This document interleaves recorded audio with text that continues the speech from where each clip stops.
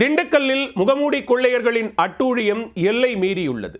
நள்ளிரவில் கத்தி, அரிவாள் உள்ளிட்ட ஆயுதங்களுடன் சுற்றி அச்சுறுத்தும் கும்பல் போலீசில் சிக்குமா?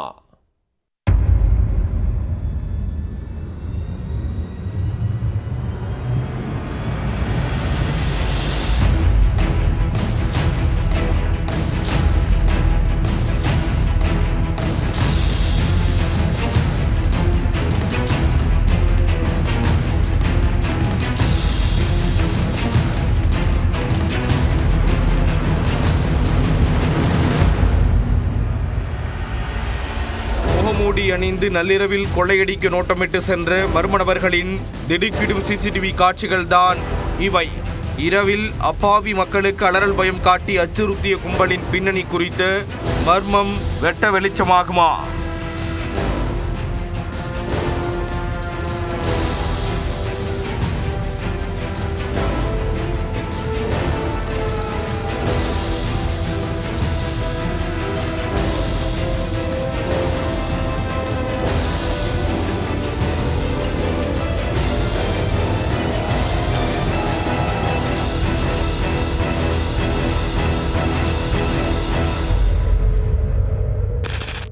திண்டுக்கல் புறநகர் பகுதிகளான என்ஜிஓ காலனி மற்றும் சிடிஓ காலனி பகுதிகளில் கடந்த சில நாட்களாக மர்ம நபர்கள் சிலர் முகமூடி அணிந்து இரவில் நடமாடுவது அதிகரித்துள்ளது.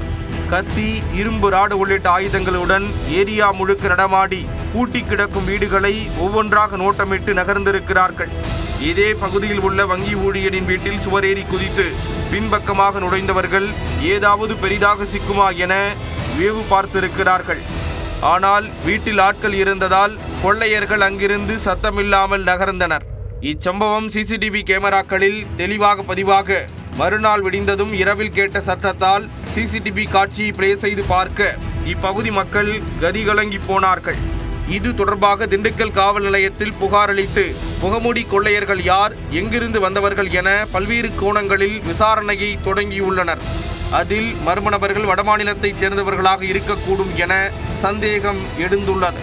செல்போன் டவரில் பதிவான எண்களை டிராக் செய்து துப்பு துலக்கி வரும் நிலையில் கொள்ளையர்கள் பிடிபட்டால் மட்டுமே இப்பகுதி மக்களின் நிம்மதி மீண்டும் இயல்பு நிலைக்கு திரும்பும்.